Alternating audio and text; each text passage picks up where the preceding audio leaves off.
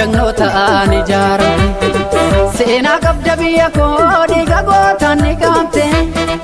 alagaan sinnaaltu yoomuu lafee ijoollee kee ni jaaru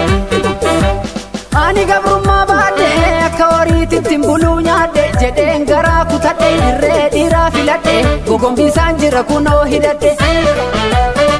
loliya keerroo biyya abbaa keetiif sumaabdiin sirraan dhiyeessinee daangarraa kukuffisaa jira woboonni ani gabrummaa baadhee akka horiititti buluu nyaadhe jedheen garaa kutadhe irree dhiiraa filadhe gogombiisaan jira kunoo hidhadhe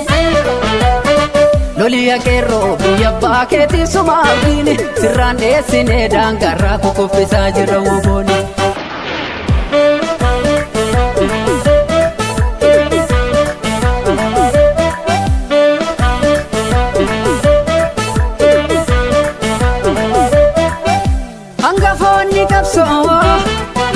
warri qabsiisanii